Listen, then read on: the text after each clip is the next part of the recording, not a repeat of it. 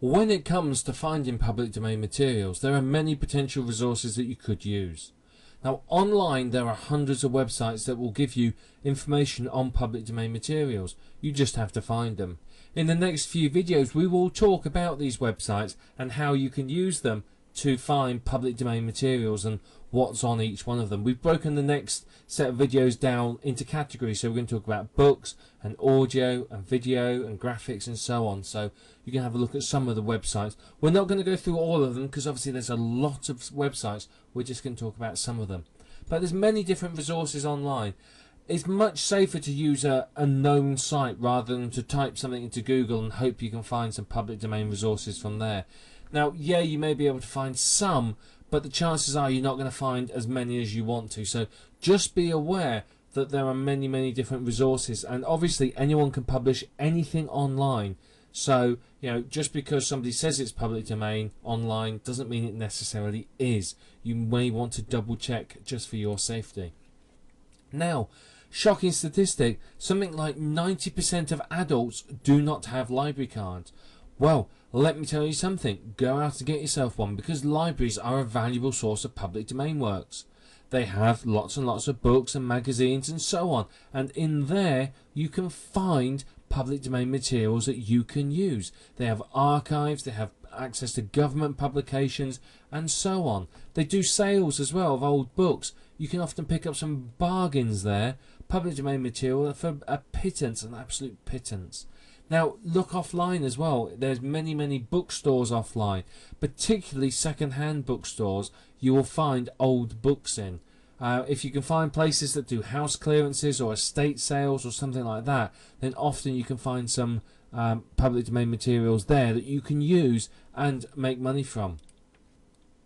Now, a great place to find cheap public domain works is at places like thrift shops, second-hand bookshops, garage sales, car boot sales, tabletop sales, whatever it might be.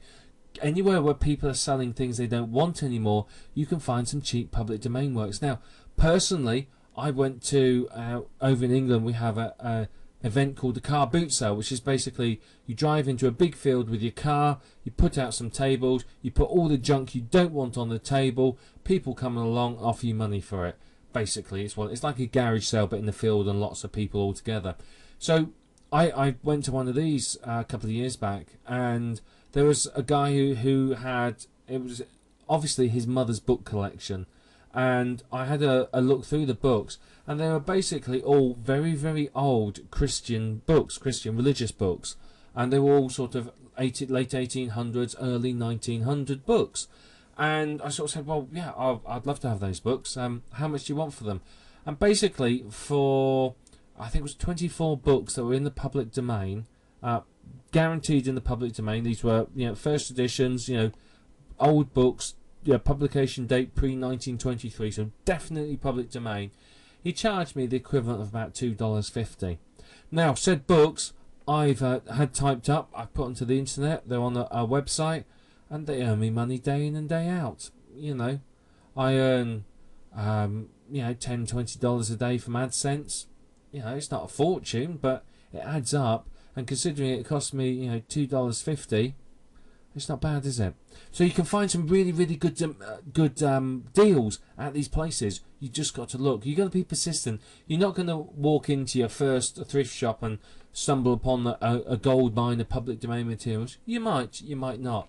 What you tend to have to do is be persistent. If you go in a few times, get to know the people that run these sort of places, and just say to them, look, if you ever get anything from this age, let me know. I'll buy it from you.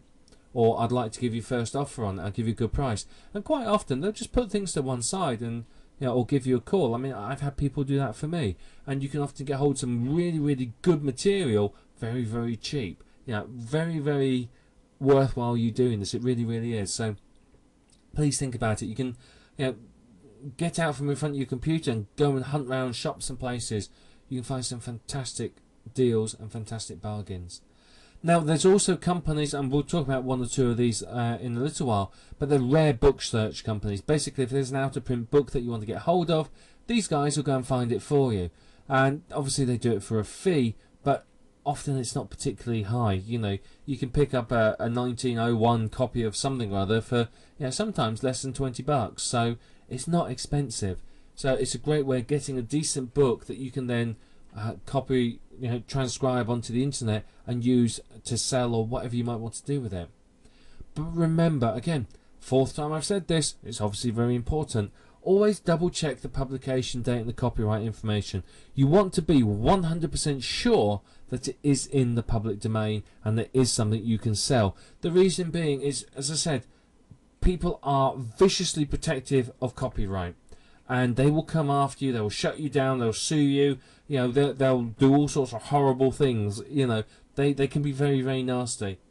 Just by making sure it's in the public domain, you're protecting yourself.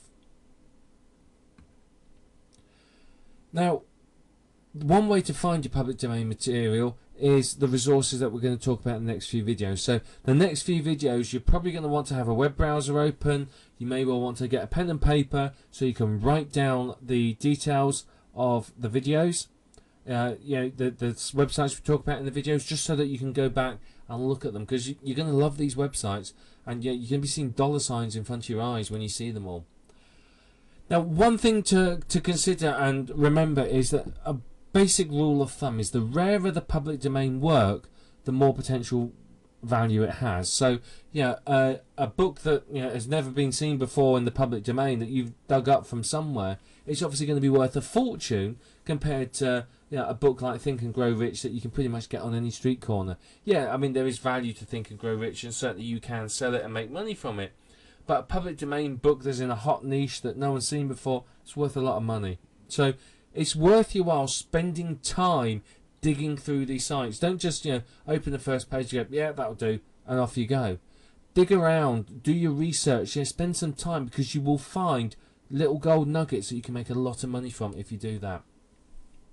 You have to do some searching quite often. You're going to have to dig around, you're going to have to visit lots of bookstores or go through archives online or whatever, but you can find fantastic information there to use. And it is worth doing. I mean, you can outsource this, you don't have to do it yourself. You can outsource it, but it's worth doing because you can earn very, very well from it and make a lot of money. I mean, people do make 5- and 6-figure incomes from this, so yeah, it's not bad work to do. Now, of course, there's many other more common works that people are more familiar with. Now, you can sell those and repackage them and basically edit them or whatever you might want to do, and still make money from those as well. You don't have to go and try and find something super rare that no one's ever seen before. Any of the more popular works, as I said, you can package together things like Think and Grow Rich, The Science of Getting Rich, and The Art of Money Getting, and books like that. They're in the public domain. You can package them together and create a money mindset or millionaire mindset set of books. So yeah, there's lots and lots of potential there. There really, really is. But the next few videos, I want you to sit and watch and think, because there's going to be a lot of information in them. We're going to show you some good sites, and you're going to sit there and really, really get some great ideas from it. So please just think about those. So yeah, let your imagination run riot. Go through the websites yourself, search, have a look, and just see what you can find, because the potential is massive.